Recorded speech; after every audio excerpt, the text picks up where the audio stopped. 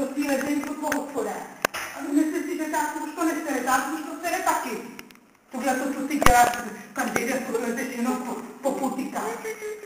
Chlasta ty kouřit. To není pravda. Je to pravda, jiní kluci aspoň mají zájmy o sport a o učení a ty oni. Jenom o hospodu a o cigarety. To jo.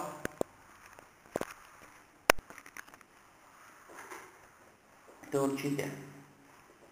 Kdo má zájem o něco jiného, ukaž mi na jednoho takového. Svatýho.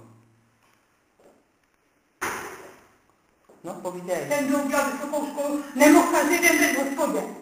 Jo, to by si se divila. To bych se nedivila.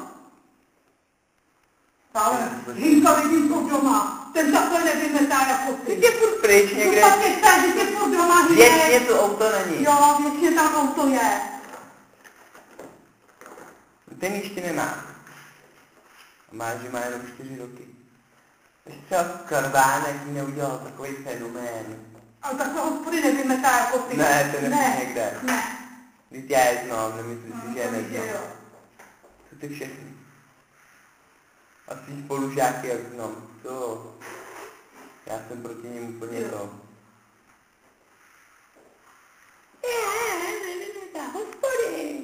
Když jste chodili jednou v týdnu v sobotu nebo na nějakou zábavu, tak to je něco jiného. Kde by si zatancoval s nějakou holkou, se prohodil nějaký to, ale tuhle to, co si děláš jenom ve hospodách a kouřit, to moc hezký. Kam pa tady můžu jít na nějakou zábavu? Tady jsou všude v okolí. Tak do prdele legata.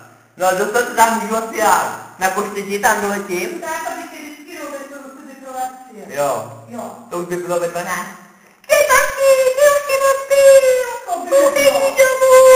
Když jsi šel na nějakou normální zábavu, tak tam můžeš být klidně do rána. Bylo by mi to jedno. Ale sedět v hospodě a kouřit, to teda se mi nelíbí. Furt nehuzruj. Hele, Je to ty máš pravda. pěkný bordel.